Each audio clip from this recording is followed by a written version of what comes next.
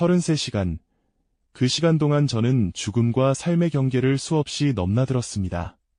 칠흑 같은 밤바다 위에서 북한 경비정의 불빛이 점점 가까워질 때 저는 이렇게 생각했어요. 아, 여기서 끝나는구나. 23, 꽃다운 나이에 차가운 동해 바다에서 죽는구나. 하지만 저는 살아남았습니다. 그리고 지금 이 이야기를 들려드리려고 해요. 제 이름은 은별이에요. 2001년에 평양에서 태어났습니다. 평양 시민이라는 건 북한에서 대단한 자부심이었어요. 우리는 특별한 사람들이라고 배웠거든요. 수령님의 품에서 가장 가까이 사는 사람들이라고요. 저희 할머니는 평양에서 명망이 높으신 분이었어요.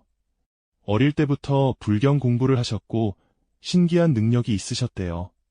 사람들의 앞날을 내다보시는 힘이요. 그래서 군 간부들도 돈 있는 사람들도 중요한 일이 생기면 할머니를 먼저 찾아왔어요. 규리 할머니 댁이 어디요? 동네에서 할머니를 모르는 사람이 없었어요. 감옥에 들어간 사람을 빼내주실 만큼 힘이 있으셨거든요. 저는 그런 할머니가 자랑스러웠어요. 그런데 그게 화근이었습니다. 너무 많은 사람들이 찾아오다 보니 누군가가 신고를 했어요. 북한에서 점을 보는 건 불법이거든요. 재판을 받았고 결과는 추방이었습니다. 제가 5살이 되던 2006년 우리 가족은 하루아침에 평양에서 쫓겨났어요. 함경남도의 작은 어촌 마을로요. 엄마, 우리 왜 여기 온 거야? 저는 영문도 모른 채 물었어요. 엄마는 대답하지 않으셨어요. 그냥 저를 꼭 안아주셨을 뿐이에요. 평양에서 시골로 내려간다는 건 하늘에서 땅으로 떨어지는 것과 같았어요. 아무것도 없었습니다. 집도 변변치 않았고 먹을 것도 부족했어요. 그때 엄마가 일어섰어요. 포기할 수는 없어. 우리가 다시 일어서야 해. 엄마는 원래 의사가 아니셨어요. 하지만 독학으로 의술을 배우셨어요. 우리 집안이 원래 그랬거든요. 할머니도 그러셨고 이모도 그러셨어요. 스스로 배우고 익히는 것에 능하셨어요. 엄마는 키토산이라는 성분으로 특별한 약을 만드셨어요. 혈관에 직접 맞는 주사약이었는데 효과가 놀라웠어요. 온갖 병이 낫는다는 소문이 퍼졌어요.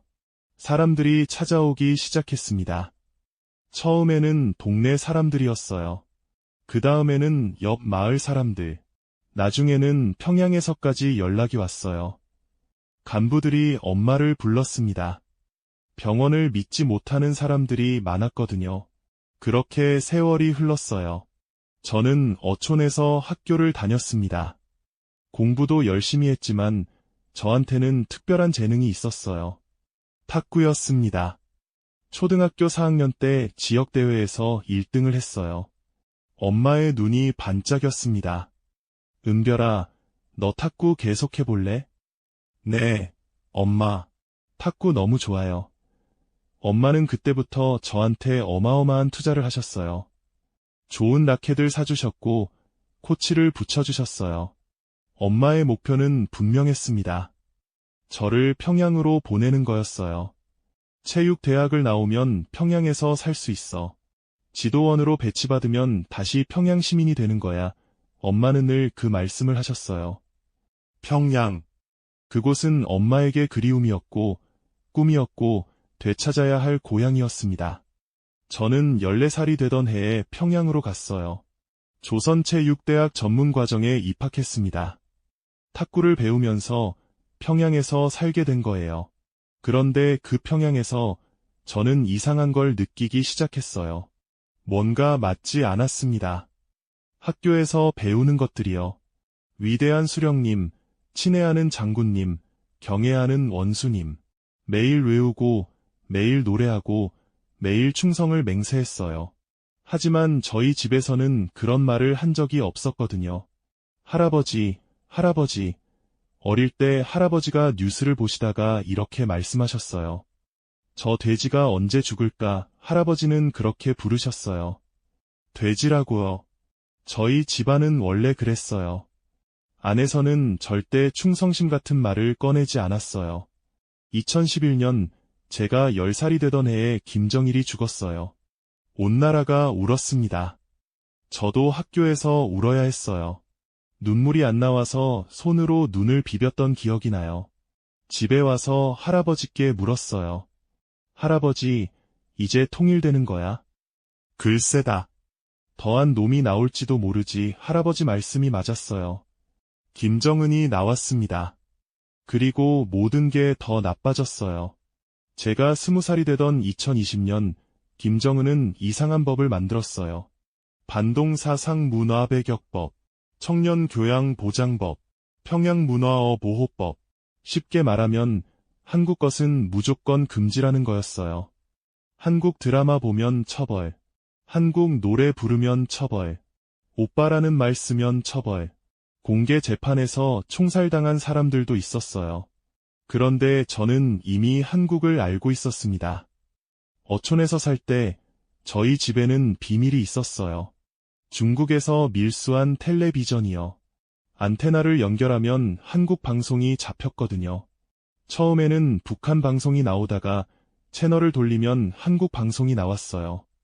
처음 봤을 때 저는 충격을 받았습니다. 머리가 파란 남자들이 노래를 부르고 있었어요. 귀걸이를 하고 화려한 옷을 입고요. 여자인가 남자인가 헷갈릴 정도였어요.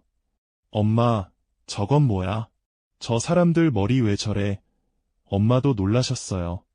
우리가 알던 세상과 너무 달랐거든요. 하지만 진짜 충격은 따로 있었어요. 한국인의 밥상이라는 프로그램이었습니다. 시골 농민들이 나왔어요. 허름한 옷을 입은 할머니, 할아버지들이요. 그런데 그분들 집에 가보니까 텔레비전이 있었어요. 냉장고가 있었어요. 소가 2마리씩 있었어요. 뭐 별거 없어요. 그냥 있는 대로 드세요. 그러면서 내놓는 게 불고기에 잡채에 온갖 반찬이었어요. 저는 눈을 의심했습니다. 북한에서 농민은 가장 가난한 사람들이거든요. 그런데 저 나라에서는 농민들이 저렇게 살아요? 그때부터 의문이 생겼어요. 우리가 배운 게 전부 거짓말이 아닐까? 더 결정적인 건 뉴스였어요. 김정남이 죽었다는 소식이 나왔거든요. 김정은의 형이요. 말레이시아에서 암살당했다고요. 우리는 그 소식을 전혀 몰랐어요. 북한에서는 보도하지 않았거든요. 하지만 한국 뉴스에서는 자세하게 나왔어요. 누가 어떻게 죽였는지까지요. 그 순간 깨달았습니다. 우리가 알고 있는 건 아무것도 없구나. 전부 다 거짓말이었구나. 그때부터 저는 꿈을 꾸기 시작했어요. 저 나라에 가서 살고 싶다고요. 하루만이라도 저렇게 자유롭게 살고 싶다고요. 하지만 꿈은 꿈일 뿐이었어요. 감히 실행할 엄두가 나지 않았습니다. 그러다가 2023년이 됐어요. 그해 5월, 놀라운 소식을 들었습니다. 아는 사람이 탈북에 성공했다는 거예요. 바다를 건너서 한국에 갔다고요. 가슴이 뛰기 시작했어요. 그 사람이 할 수 있으면 나도 할 수 있지 않을까? 그런데 막상 어떻게 해야 할지 몰랐어요. 계획도 없었고 준비도 없었어요. 10월 14일이었습니다. 평범한 오후였어요. 저는 이모와 함께 낮잠을 자고 있었어요. 그런데 갑자기 눈이 번쩍 떠졌습니다. 왜인지 모르겠어요. 그냥 갑자기 확신이 들었어요. 지금이다. 지금 가야 한다. 저는 이모를 깨웠어요. 이모, 일어나 봐. 뭔데, 왜 깨워? 이모, 우리 한국 가자. 이모가 저를 쳐다봤어요. 미친 사람 보듯이요. 뭐라고? 한국 가자. 지금 이모가 시계를 봤어요. 그리고 한숨을 쉬셨어요. 은별아, 너 지금 잘 시간이다. 저도 화가 났어요. 왜 안 믿는 거야? 저는 진심인데. 안 가, 나도 안 가. 저는 토라져서 다시 누웠어요. 그런데 누워서도 생각이 멈추지 않았어요. 어떻게 가야 할지, 누구를 데려가야 할지, 배는 어디서 타야 할지. 10분 만에 머릿속에서 계획이 완성됐어요. 신기했습니다. 마치 누가 알려주는 것처럼 또렷하게 그려졌어요. 저는 다시 일어났어요. 이모, 계획 다 짰어. 가자. 이모가 제 눈을 봤어요. 뭔가 느끼셨나 봐요. 이모는 원래 앞을 보시는 분이셨거든요. 할머니처럼요. 은별아, 정말 갈 수 있을 것 같아. 응, 갈 수 있어. 이모가 잠시 눈을 감으셨어요. 그리고 말씀하셨어요. 24일쯤 도착할 것 같은데. 뭐? 16일에 출발하면 이틀이면 되는데, 왜 그렇게 오래 걸려? 몰라. 그냥 그렇게 보여. 저는 반신반의했어요. 하지만 이모가 한 가지를 더 말씀하셨어요. 성공으로 나와. 글자가 보여. 성공, 그 말에 용기가 났습니다. 문제는 엄마였어요. 엄마를 설득하는 건 하늘의 별 따기였거든요. 엄마, 우리 한국 가자. 엄마가 고개를 저으셨어요. 안 돼, 너무 위험해. 엄마, 나 이렇게는 못 살겠어. 더 이상 못 참아. 그래도 안 돼. 내가 죽으면 엄마는 어떻게 살아? 저는 울면서 말했어요. 엄마, 나 여기서 계속 살 바에 차라리 죽을래. 엄마 안 가면 나 여기서 죽어버릴 거야. 엄마가 저를 봤어요. 엄마는 알고 계셨어요. 제가 그럴 수 있는 사람이라는 거요. 한참 침묵이 흘렀어요. 그리고 엄마가 말씀하셨어요. 그래. 가자. 저는 엄마를 껴안고 울었어요. 엄마, 고마워. 고마워. 엄마도 우셨어요. 그리고 작은 목소리로 말씀하셨어요. 약도 챙겨야겠다. 약? 무슨 약? 엄마가 대답하지 않으셨어요. 하지만 저는 알았어요. 만약을 대비한 약이라는 거요. 잡히면 먹을 약이라는 거요. 그렇게 준비가 시작됐어요. 저희 집에는 배가 있었어요. 작은 목선이었습니다. 고기 잡을 때 쓰는 배요. 저는 배에 기름을 가득 채웠어요. 식량도 실었어요. 물도 실었어요. 그런데 문제가 하나 있었어요. 저는 배를 운전할 줄 몰랐습니다. 여자는 원래 배를 타지 않거든요. 북한에서는 그래요. 배는 남자들만 타는 거예요. 저는 배를 소유하고 있었지만 직접 몬 적은 없었어요. 조타수가 필요했습니다. 배의 키를 잡을 사람이요. 저는 아는 뱃사람을 찾아갔어요. 조심스럽게 말을 꺼냈습니다. 혹시 한국 가고 싶은 마음 있어요? 그 사람이 놀란 눈으로 저를 봤어요. 뭐라고요? 한국 가고 싶지 않아요. 선주님, 지금 무슨 말씀을? 저는 더 말하지 않았어요. 신고당할 수도 있으니까요. 아니에요. 그냥 해본 소리예요. 하지만 그 사람도 마음이 있었나 봐요. 며칠 후에 저를 찾아왔거든요. 선주님, 그 얘기 진심이에요. 네, 진심이에요. 그 사람이 한숨을 쉬었어요. 저도 가고 싶어요. 근데 준비는 되어 있어요. 다 됐어요. 그러면 한 명이 더 필요해요. 물을 퍼줄 사람이요. 목선은 오래 타면 물이 차거든요. 저는 한 명을 더 찾아야 했어요. 아는 청년을 만났습니다. 고아였어요. 가족이 없는 사람이었어요. 한국 갈 마음 있어. 그 청년이 고개를 저었어요. 한국을 어떻게 믿어요? 가서 뭐 하게요? 설득이 안 됐어요. 저는 포기하고 돌아왔습니다. 그런데 갑자기 그 조타수가 말을 바꿨어요. 선주님, 저도 못 가겠어요. 왜요? 한 명이 안 되니까 위험해요. 저는 답답했어요. 여기까지 왔는데, 다 준비했는데, 됐어요. 내가 운전할게요. 내가 물도 풀게요. 그 사람이 저를 봤어요. 진짜요? 네, 여자라고 못할 거 없잖아요. 그렇게 됐어요. 저는 직접 배를 몰기로 했습니다. 2023년 10월 20일 밤 10시. 드디어 출발하는 날이 왔어요. 엄마와 이모를 배에 태웠어요. 선실에 숨으라고 했습니다. 그리고 엔진을 켰어요. 다다다. 엔진 소리가 밤바다에 울려 퍼졌어요. 그때 누군가 달려왔어요.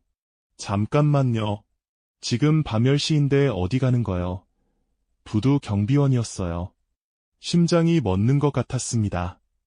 아, 네, 저희 원래 부두로 가려고요. 이 밤에요? 네, 내일 새벽에 나가야 해서요. 미리 가려고요. 경비원이 저를 쳐다봤어요. 의심스러운 눈빛이었어요. 근데 왜 직접 타고 가요? 여자분이 식은땀이 났어요. 하지만 저는 웃었습니다. 최대한 자연스럽게요. 타고 싶어서요. 가까운데 경비원이 한참 저를 봤어요. 그리고 고개를 끄덕였어요.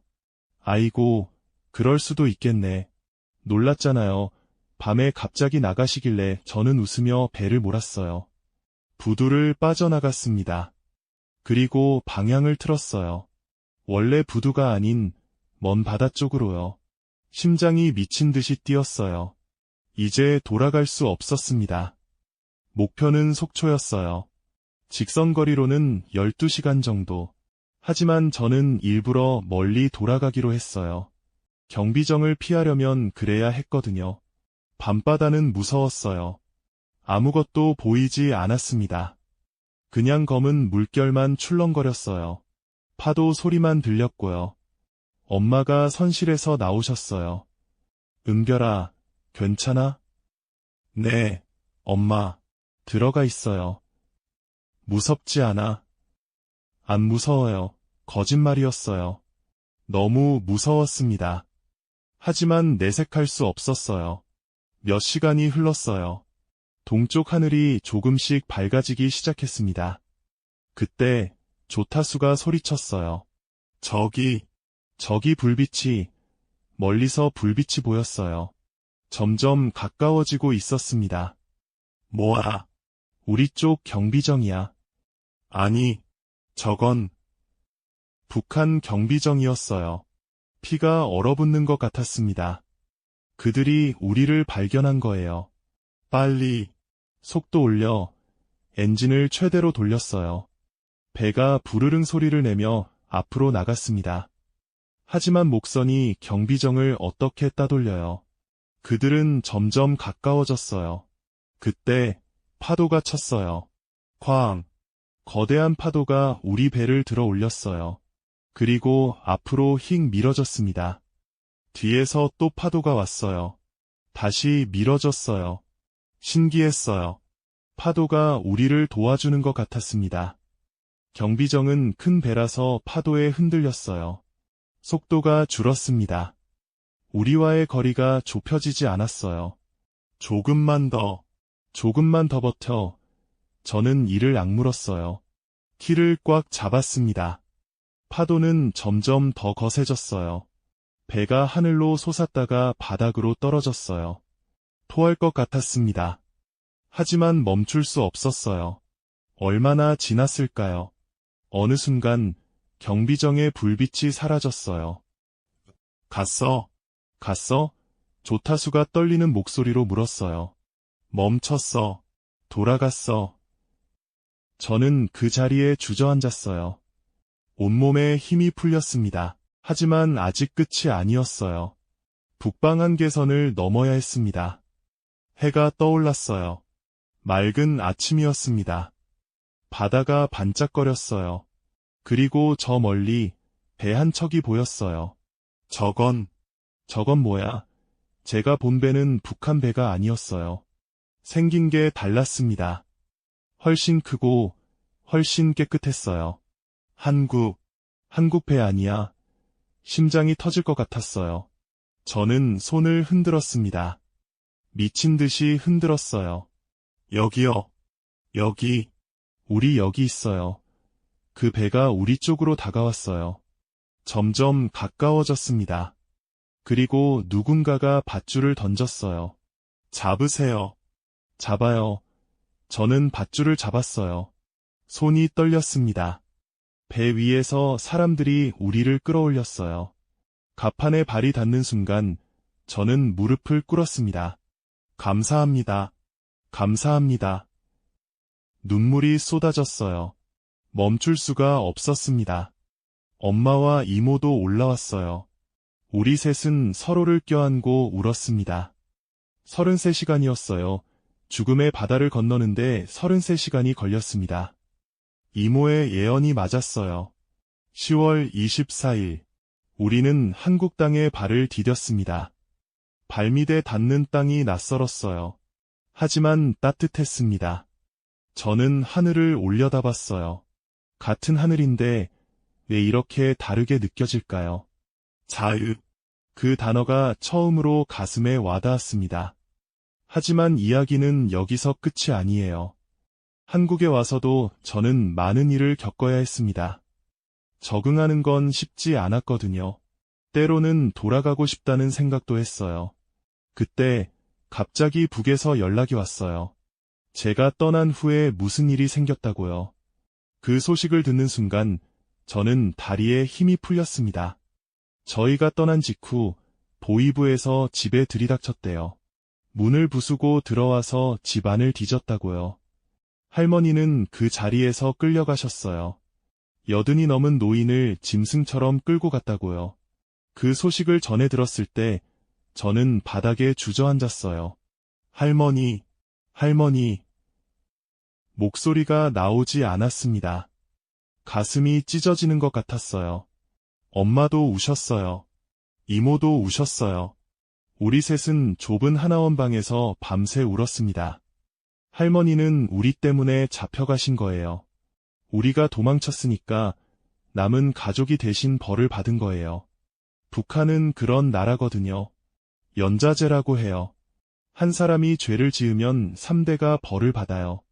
저는 그걸 알면서도 떠났어요. 할머니를 두고 왔어요. 내가 할머니를 죽인 거야.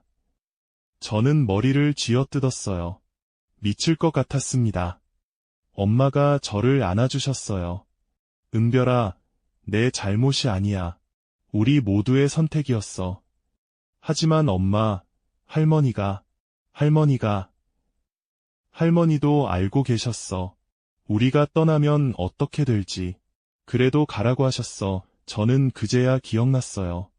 떠나기 전날 밤 할머니가 저를 부르셨거든요. 은별아, 이리 와봐. 할머니는 제 손을 잡으셨어요. 주름진 손이었어요. 평생 고생하신 손이었어요. 너 정말 가는 거지? 네, 할머니. 잘 생각했다. 가거라. 뒤돌아보지 말고 가거라. 할머니는요? 할머니도 같이 가요. 할머니가 웃으셨어요. 쓸쓸한 웃음이었어요. 나는 늙었어. 저 바다를 건널 힘이 없단다. 하지만 너희는 달라. 점잖아. 새로운 세상에서 새 삶을 살아야지. 할머니. 울지마. 나는 괜찮아. 살 만큼 살았어. 이제 너희가 잘 사는 거 보는 게 내 소원이야. 할머니가 제 볼을 쓰다듬으셨어요. 은별아, 약속해. 저기 가서 행복하게 살아. 뒤돌아보지 마. 할머니 걱정하지 말고 앞만 보고 살아. 저는 울면서 고개를 끄덕였어요. 약속할게요. 할머니. 꼭 행복하게 살게요. 그게 할머니와 나눈 마지막 대화였어요. 하나원에서 석 달을 보냈어요. 하나원은 탈북민들이 처음 거치는 곳이에요. 한국 사회에 적응하는 법을 배우는 곳이죠. 처음에는 모든 게 낯설었어요. 수도꼭지를 틀면 뜨거운 물이 나왔어요.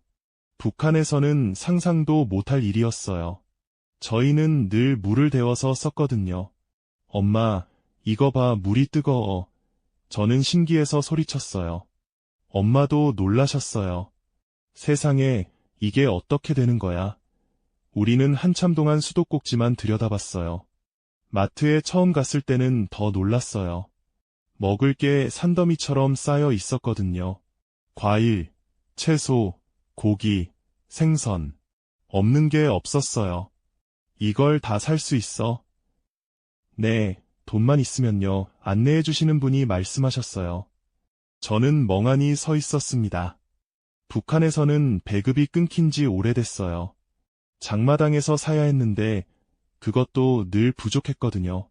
쌀이 없어서 강냉이죽으로 끼니를 때운 날도 많았어요. 그런데 여기는 먹을 게 넘쳐났어요.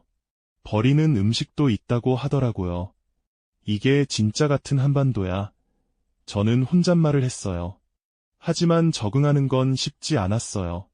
말이 달랐거든요. 같은 한국어인데 모르는 단어가 너무 많았어요. 은별 씨, 내일 OT 있으니까 참석해주세요. OT요? 그게 뭐예요? 아, 오리엔테이션이요. 설명회요.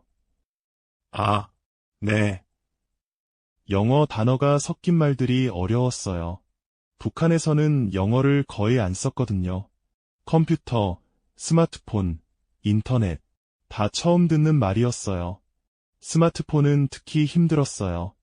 이거 어떻게 써요? 화면을 손가락으로 누르면 돼요. 눌렀는데 아무것도 안 됐어요. 너무 세게 눌렀나 봐요. 살짝 터치하면 돼요. 살짝이 어느 정도인지 몰랐어요. 며칠 동안 연습했어요. 겨우 전화 거는 법을 배웠습니다. 사람들 시선도 힘들었어요. 저희가 북한에서 왔다고 하면 다들 이상하게 쳐다봤거든요. 불쌍하다는 눈빛, 신기하다는 눈빛, 때로는 경계하는 눈빛도 있었어요.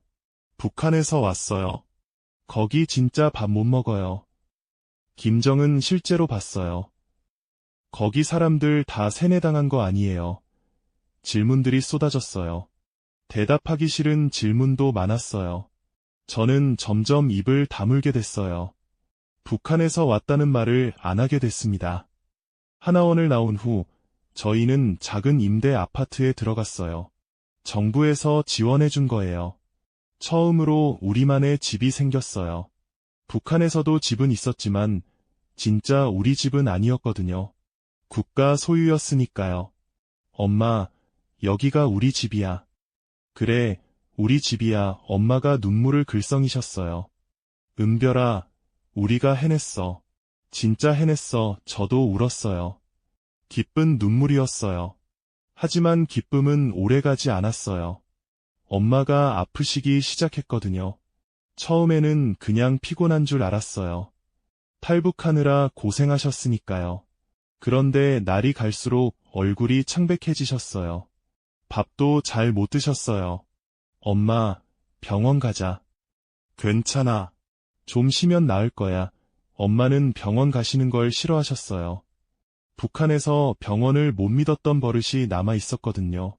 하지만 저는 억지로 엄마를 병원에 모셔갔어요. 검사 결과가 나왔어요. 의사 선생님 표정이 어두웠습니다. 보호자분, 잠깐 얘기 좀 할까요? 저는 복도로 나갔어요. 의사 선생님이 말씀하셨어요. 어머니께서 간에 문제가 있으세요. 오래전부터 안 좋으셨던 것 같은데 치료를 안 받으셔서 많이 진행됐어요. 어떻게 해야 해요? 일단 입원하셔야 해요. 치료를 시작해야 합니다. 저는 멍했어요. 엄마가 그렇게 아프신 줄 몰랐거든요. 병실로 들어갔어요. 엄마가 물으셨어요. 뭐래? 좀 쉬셔야 한대요. 입원하자, 엄마. 입원? 그럴 필요 없어. 나 괜찮아. 엄마, 저는 소리쳤어요. 눈물이 났습니다. 엄마, 제발 말 좀 들어. 엄마 아프잖아. 왜 숨겨? 왜 나한테 말 안 해? 엄마가 저를 보셨어요. 그리고 한숨을 쉬셨어요. 알았어. 알았어, 은별아. 엄마는 입원하셨어요. 저는 매일 병원에 갔어요. 학교도 다녀야 했지만 엄마가 더 중요했거든요. 탈북민들은 검정고시를 볼 수 있었어요. 저는 공부해서 고등학교 졸업 자격을 땄어요. 그리고 대학에 들어갔습니다. 늦깎이 대학생이 된 거예요. 학교와 병원을 오가는 나날이 계속됐어요. 힘들었어요. 정말 힘들었습니다. 어느 날 병원 복도에서 울고 있었어요. 아무도 없는 줄 알았는데 누군가 다가왔어요. 괜찮아요. 고개를 들었어요. 낯선 남자였어요. 간호사 유니폼을 입고 있었어요.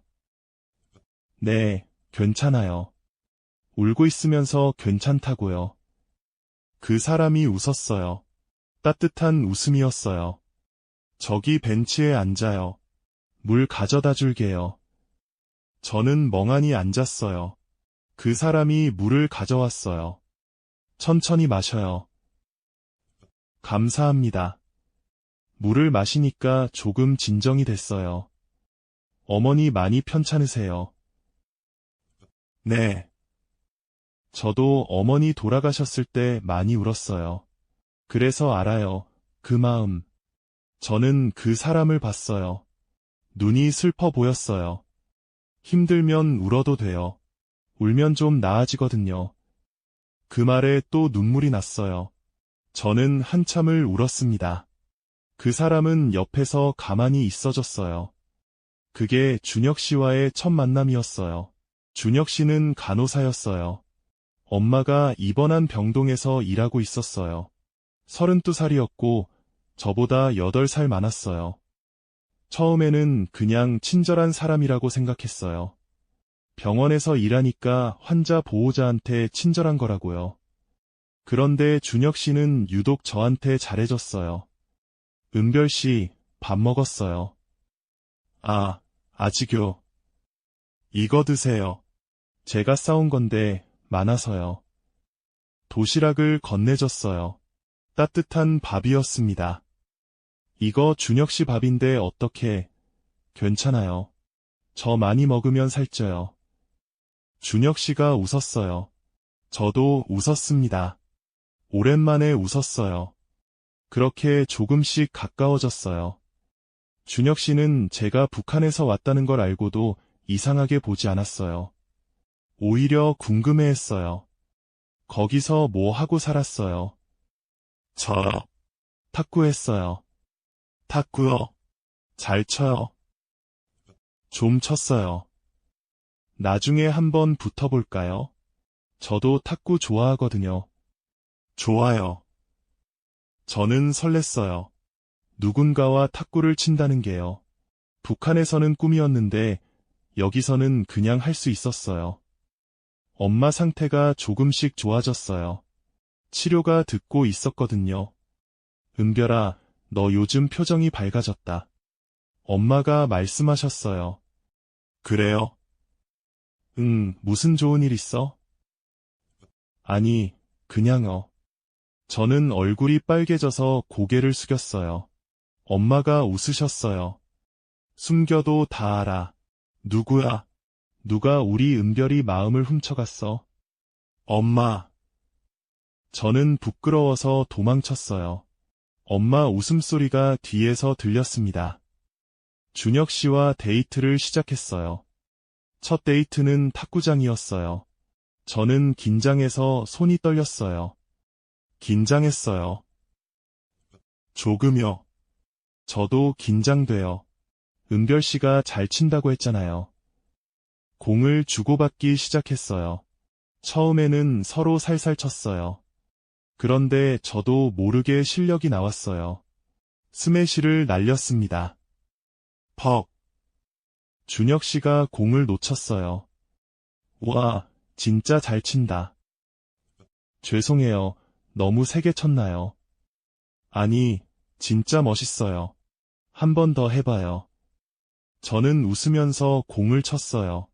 오랜만에 온몸으로 운동하는 느낌이었어요. 시원했습니다. 탁구를 치고 나서 같이 밥을 먹었어요. 은별 씨. 네. 저, 은별 씨 좋아해요. 갑작스러운 고백이었어요. 저는 젓가락을 놓쳤습니다. 네. 처음 봤을 때부터 마음에 들었어요. 복도에서 울고 있을 때요. 힘들어 보이는데 눈빛이 강했어요. 포기 안 하는 사람 같았어요. 저는 천천히 생각해도 돼요. 부담 안 줄게요. 준혁 씨가 웃었어요. 그 웃음이 따뜻했어요. 저는 용기를 냈어요. 저도요. 네. 저도 준혁 씨 좋아해요. 준혁 씨 얼굴이 환해졌어요. 저도 웃었습니다. 그날 밤 저는 하늘을 올려다봤어요. 별이 떠 있었어요. 북한에서도 똑같은 별을 봤었어요. 그때는 별을 보면서 생각했어요. 저 별 너머에는 어떤 세상이 있을까? 나도 언젠가 저 별처럼 자유로워질 수 있을까? 지금 저는 그 별 아래 서 있어요. 자유로운 하늘 아래서요. 할머니가 떠올랐어요. 할머니가 말씀하셨었죠.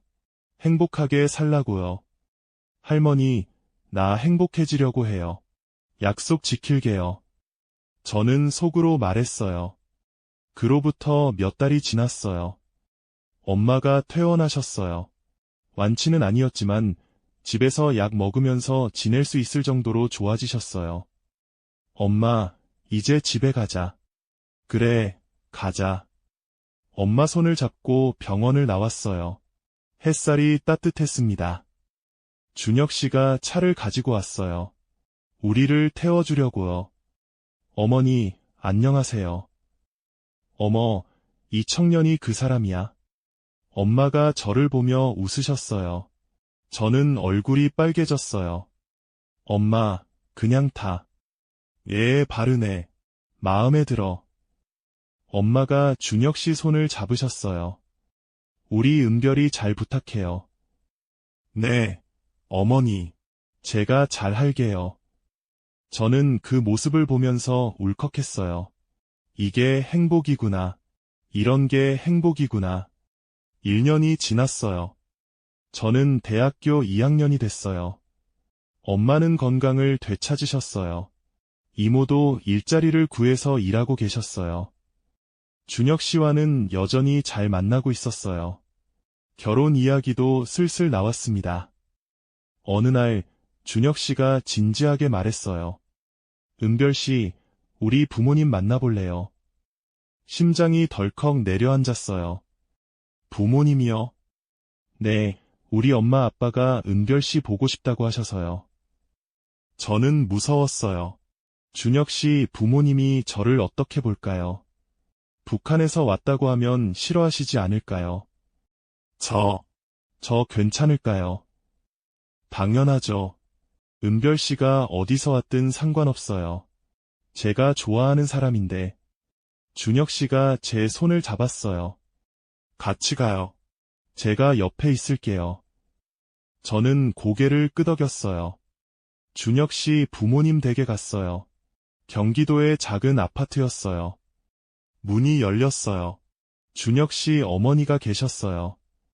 어머, 어서 와요. 들어와요. 따뜻한 목소리였어요. 저는 긴장해서 고개를 숙였어요. 안녕하세요. 은별이라고 합니다. 이름 참 예쁘다. 은별. 별처럼 빛나는 아이구나. 준혁 씨 어머니가 웃으셨어요. 저는 조금 긴장이 풀렸어요. 거실에 들어갔어요. 준혁 씨 아버지가 계셨어요. 과묵해 보이는 분이셨어요. 앉아요. 네, 감사합니다. 저는 조심스럽게 앉았어요. 잠시 침묵이 흘렀어요. 준혁 씨 아버지가 입을 여셨어요. 준혁이한테 다 들었어요. 북한에서 왔다고. 심장이 멎는 것 같았어요. 여기서 끝인가? 반대하시려나? 네. 고생 많이 했겠구먼. 네. 바다 건너왔다며. 그거 보통 용기로 되는 게 아니야. 준혁 씨 아버지가 저를 보셨어요. 눈빛이 따뜻했어요. 대단한 아가씨야. 우리 준혁이가 좋은 사람 만났네. 눈물이 났어요. 참으려고 했는데 참아지지 않았어요. 감사합니다. 감사합니다. 준혁 씨 어머니가 제 손을 잡으셨어요. 울지마, 이제 여기가 내 집이야. 힘들면 언제든 와. 저는 펑펑 울었어요. 준혁 씨가 제 어깨를 감싸줬어요. 그날 저녁 같이 밥을 먹었어요. 준혁 씨 어머니가 차려주신 밥상이었어요. 된장찌개, 불고기, 잡채, 맛있는 음식이 가득했어요. 많이 먹어요. 은별 씨 너무 말랐어. 네, 감사합니다. 저는 밥을 먹으면서 생각했어요. 이게 가족이구나. 이런 게 가족이구나. 북한에서도 가족은 있었어요. 하지만 늘 불안했어요. 언제 끌려갈지 모르는 불안. 언제 굶을지 모르는 불안. 그런 불안 속에서 살았어요. 여기는 달랐어요. 평화로웠어요. 따뜻했어요. 저는 이 순간을 영원히 기억하고 싶었어요. 한국에 온 지 2년이 됐어요. 저는 이제 25살이에요. 대학교 3학년이고 사회복지학을 전공하고 있어요. 왜 사회복지학이냐고요? 저처럼 힘들게 온 사람들을 돕고 싶어서예요. 탈북민들, 이주민들, 어려운 처지에 있는 사람들을요. 저는 알거든요. 낯선 곳에서 혼자라는 게 얼마나 무섭고 외로운지, 누군가 손 내밀어주면 얼마나 큰 힘이 되는지. 준혁 씨가 제게 그랬던 것처럼 저도 누군가에게 그런 사람이 되고 싶어요. 엄마는 요즘 건강하세요. 다시 치료 일을 시작하셨어요. 물론 북한에서처럼 불법으로 하시는 건 아니에요. 한의원에서 보조 일을 하고 계세요. 엄마의 손은 여전히 따뜻하거든요. 이모는 작은 가게를 열었어요. 반찬 가게예요. 손님들이 이모 반찬이 맛있다고 단골이 많아요. 우리 가족은 잘 지내고 있어요. 물론 아직도 힘든 날이 있어요. 할머니 생각이 나서 밤새 우는 날도 있고요. 북한에 두고 온 친구들이 보고 싶을 때도 있어요. 하지만 뒤돌아보지 않으려고 해요. 할머니가 그러셨잖아요. 앞만 보고 살라고요. 오늘은 특별한 날이에요. 준혁 씨가 저한테 청혼했거든요. 한강 공원이었어요. 해가 지고 있었어요. 하늘이 주황색으로 물들어 있었어요. 준혁 씨가 무릎을 꿇었어요. 은별 씨, 저랑 결혼해 줄래요? 작은 반지 상자를 열었어요. 반짝이는 반지가 있었어요. 저는 울었어요. 기쁨의 눈물이었어요. 네네, 할게요. 준혁 씨가 반지를 끼워줬어요. 손가락에 딱 맞았어요. 사랑해요, 은별 씨. 저도 사랑해요. 우리는 껴안았어요. 해가 지는 한강이 우리를 감싸고 있었어요. 그때 갑자기 핸드폰이 울렸어요. 모르는 번호였어요.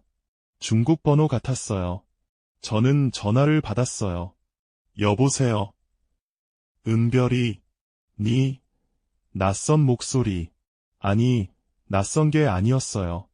그 목소리는 할머니였어요. 손에서 핸드폰이 떨어질 뻔했어요. 할머니, 목소리가 떨렸어요. 귀를 의심했습니다. 분명 할머니 목소리였어요. 2년 전에 마지막으로 들었던 그 따뜻하고 낮은 목소리요. 은별아, 할머니다. 살아있어. 저는 그 자리에 주저앉았어요. 다리에 힘이 풀렸습니다. 준혁 씨가 놀라서 저를 부축했어요. 은별 씨, 왜 그래요? 무슨 일이에요? 저는 대답할 수 없었어요. 그냥 핸드폰을 귀에 대고 울기만 했습니다. 할머니, 할머니 정말이야. 살아계신 거야. 그래, 살아있어. 우리 은별이 목소리 듣고 싶어서 어떻게든 전화했어. 할머니도 우시는 것 같았어요. 목소리가 떨리고 있었거든요. 어떻게 된 거야? 할머니 잡혀갔다고 들었는데. 길어. 얘기가 길어. 지금은 많이 못해. 전화 오래 하면 안 돼. 할머니 목소리가 급해졌어요. 뭔가 쫓기는 것 같았어요. 할머니, 지금 어디야? 괜찮아. 중국이야. 국경 넘었어. 은별아, 할머니가 거기로 갈 수 있을까? 심장이 멎는 것 같았어요. 할머니가 중국에 계시다고요? 탈북하신 거예요? 할머니, 당연하지. 올 수 있어. 내가 방법 찾을게. 고마워, 은별아. 할머니가 너무 보고 싶었어. 2년 동안 매일 생각했어. 저도 펑펑 울었어요. 나도 보고 싶었어. 할머니. 매일 생각했어. 할머니 때문에 미안해서. 내가 할머니 두고 와서. 바보 같은 소리마, 내가 잘한 거야. 할머니가 가라고 했잖아. 그때 전화 너머로 누군가 말하는 소리가 들렸어요. 중국어 같았어요. 은별아, 끊어야 해. 다음에 다시 연락할게. 사랑해. 할머니, 잠깐만. 투투투. 전화가 끊겼어요. 저는 핸드폰을 쥔 채 한참을 울었습니다. 준혁 씨가 제 어깨를 감싸줬어요. 은별 씨, 무슨 일이에요? 누구 전화였어요? 할머니야. 우리 할머니. 저는 준혁 씨에게 다 말했어요. 할머니가 살아 계시다는 것, 중국에 계시다는 것, 한국으로 오고 싶어 하신다는 것, 준혁 씨가 저를 꼭 안아줬어요. 다행이다. 은별 씨, 정말 다행이다. 할머니가 살아 계시잖아요. 어떻게 해야 해? 어떻게 하면 할머니를 데려올 수 있어? 방법이 있을 거예요. 같이 찾아봐요. 저는 고개를 끄덕였어요. 눈물을 닦고 일어섰습니다. 청혼의 기쁨과 할머니 소식의 충격이 뒤섞였어요. 기쁘면서도 불안했어요. 할머니가 무사히 오실 수 있을까요? 집에 돌아와서 엄마한테 말씀드렸어요. 엄마, 할머니한테서 전화 왔어. 엄마가 설거지하던 손을 멈추셨어요. 접시가 떨어져서 깨졌어요. 뭐라고? 할머니가 살아 계셔. 중국에 계시대. 엄마가 그 자리에 주저앉으셨어요. 저처럼요. 그리고 울기 시작하셨어요. 엄마. 엄마가 하늘을 보며 울부짖으셨어요. 2년 동안 참았던 울음이 터져 나오는 것 같았어요. 이모도 달려왔어요.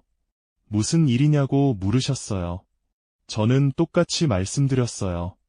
이모도 우셨어요. 우리 셋은 부엌 바닥에 앉아서 한참을 울었습니다.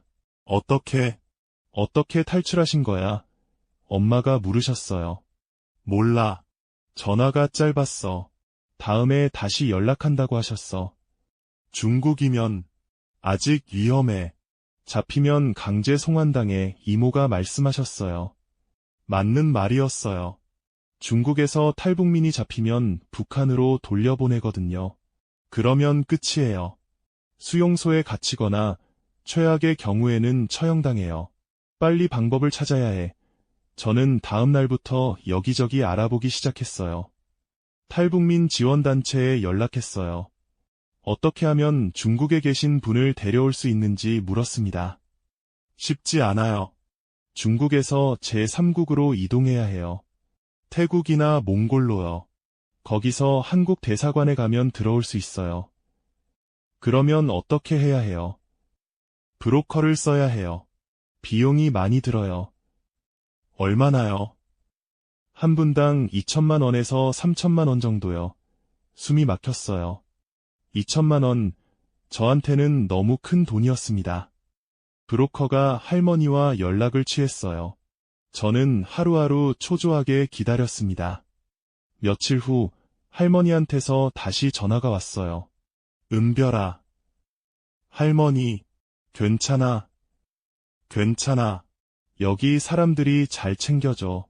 곧 움직인다고 하더라. 할머니, 조심해야 해. 절대 잡히면 안 돼. 알아. 걱정 마. 할머니가 무슨 일을 안 해봤겠니? 할머니가 웃으셨어요. 그 웃음소리에 마음이 놓였어요. 할머니, 어떻게 탈출한 거야? 잡혀갔다고 들었는데. 길어. 은별아. 만나서 얘기해줄게. 조금만 말해줘. 궁금해서 잠이 안 와. 할머니가 한숨을 쉬셨어요. 그리고 천천히 말씀하셨어요. 너희가 떠난 다음 날 보이부에서 왔어. 집을 뒤지고 할머니를 끌고 갔지. 신문을 받았어. 며칠 동안 어디로 갔는지 대라고. 할머니가 모른다고 했어. 진짜 몰랐으니까 저는 숨을 죽이고 들었어요. 그래서 풀려났어. 증거가 없으니까. 대신 감시가 붙었어. 매일 보이부 사람이 와서 확인하고 갔어. 그럼 어떻게 탈출한 거야? 1년을 기다렸어. 감시가 느슨해질 때까지. 그리고 기회가 왔어. 할머니 목소리가 낮아졌어요. 작년 겨울이었어. 눈이 많이 왔어. 두만강이 꽁꽁 얼었지. 할머니가 밤에 몰래 나갔어. 얼어붙은 강을 걸어서 건넜어. 할머니, 80이 넘으셨는데. 죽을 각오로 건넜어. 은별이 보러 가야 되니까 목이 메었어요. 할머니가 그 추운 겨울밤에 혼자 강을 건너셨다고요. 넘어지기도 많이 넘어졌어. 무릎이 까지고 손이 얼어붙었어. 그래도 멈추지 않았어. 할머니, 중국에 도착해서 아는 사람 집에 숨었어. 거기서 몇 달 있다가 연길로 왔어. 여기 교회에서 숨겨졌어. 교회요? 착한 사람들이야. 밥도 주고 잠자리도 줬어. 덕분에 살았어. 저는 펑펑 울었어요. 할머니가 얼마나 고생하셨을까. 80 넘은 노인이 혼자서 그 모든 걸 겪으셨다니. 울지마, 은별아. 할머니 살아있잖아. 곧 만나. 응, 할머니. 꼭 만나. 그래, 기다려. 할머니가 꼭 갈게. 전화가 끊겼어요. 저는 핸드폰을 가슴에 안고 한참을 울었습니다. 그로부터 열흘이 지났어요. 브로커한테서 연락이 왔어요. 할머니가 움직이기 시작했어요. 라오스로 가는 루트예요. 라오스요? 네, 거기서 태국으로 넘어가면 한국 대사관에서 받아줘요. 가슴이 두근거렸어요. 드디어 시작됐습니다. 하지만 불안했어요. 그 먼 길을 할머니가 무사히 갈 수 있을까요? 얼마나 걸려요? 보통 2주에서 한 달 정도요. 상황에 따라 달라요. 저는 매일 기도했어요. 할머니가 무사하길, 잡히지 않길, 건강하게 오시길. 일주일이 지났어요. 연락이 없었습니다. 불안이 커졌어요. 왜 연락이 없을까? 혹시 무슨 일이 생긴 건 아닐까? 열흘째 되던 날 브로커한테서 전화가 왔어요. 문제가 생겼어요. 심장이 철렁 내려앉았어요.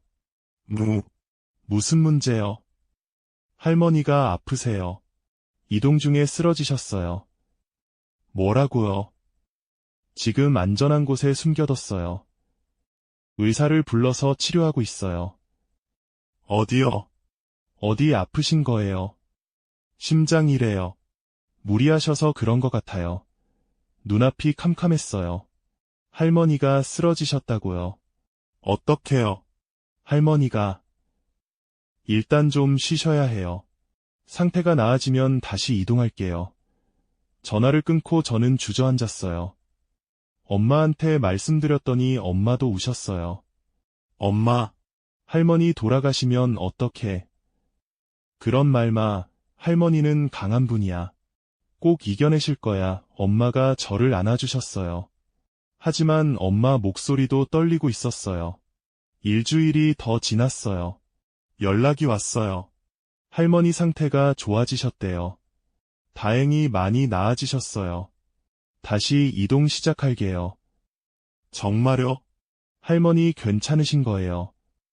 네, 할머니가 꼭 가야 한다고 고집부리셔서요. 의사가 말려도 안 들으셨대요. 저는 울면서 웃었어요. 할머니다웠어요. 한번 마음먹으면 누가 뭐래도 안 듣는 분이시거든요. 드디어 연락이 왔습니다. 할머니가 태국에 도착하셨어요. 지금 대사관으로 향하고 있어요. 저는 소리를 질렀어요. 기쁨의 비명이었어요. 정말요? 진짜요? 네, 곧 한국으로 들어오실 수 있을 거예요. 전화를 끊고 저는 집안을 뛰어다녔어요. 엄마한테 말씀드렸어요. 엄마, 할머니 태국 도착하셨대. 엄마가 저를 껴안았어요. 이모도 껴안았어요. 우리 셋은 부둥켜 안고 기뻐했습니다. 할머니가 온다. 진짜 온다. 엄마가 울먹이셨어요. 네, 엄마, 진짜 와요. 보름 후 인천공항이었어요. 저는 꽃다발을 들고 서 있었어요.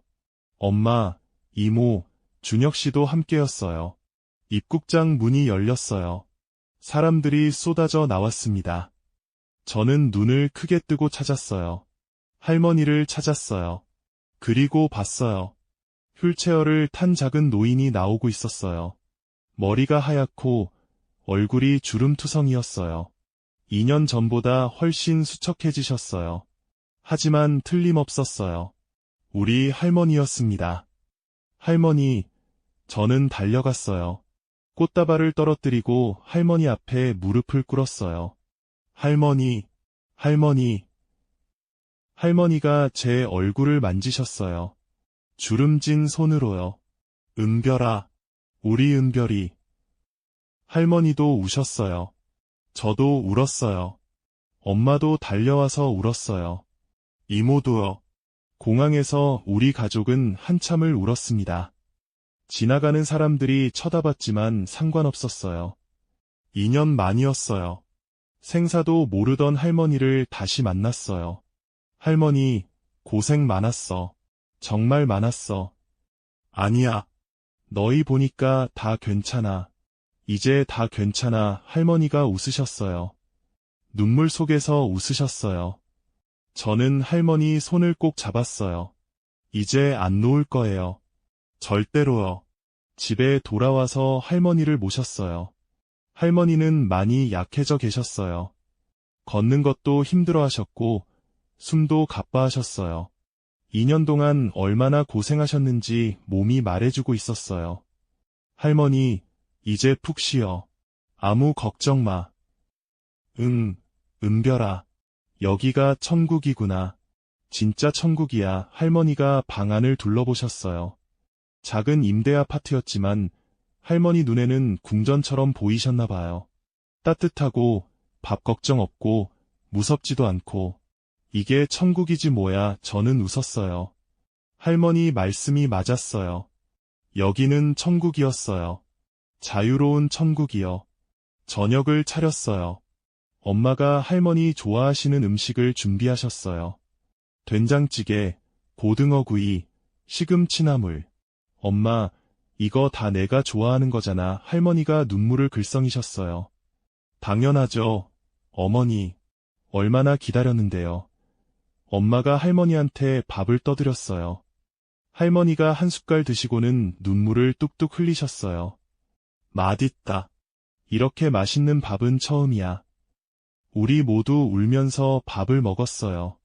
눈물 범벅이 된 저녁 식사였지만 세상에서 가장 행복한 식사였습니다. 식사 후에 할머니가 말씀하셨어요. 은별아, 할머니한테 할 말이 있어. 뭔데, 할머니? 할머니가 제 손을 잡으셨어요. 그 청년 말이야. 아까 공항에서 본 청년. 준혁 씨요. 그래. 그 사람이 내 사람이지. 저는 얼굴이 빨개졌어요. 네. 잘 골랐다. 눈빛이 따뜻하더라. 착한 사람이야. 할머니도 그렇게 생각해요. 그럼, 할머니가 사람 보는 눈은 있어. 할머니가 웃으셨어요. 언제 결혼하니? 아직 정하진 않았어요. 빨리 해. 할머니가 살아있을 때 봐야지. 할머니, 그런 말마 오래오래 사셔야지. 그래, 그래야지. 너희 아기도 봐야 하고. 할머니가 제 손을 쓰다듬으셨어요. 은별아, 고맙다. 할머니 데려와 줘서. 내가 고마워, 할머니. 살아서 와줘서. 할머니가 약속했잖아. 앞만 보고 살라고.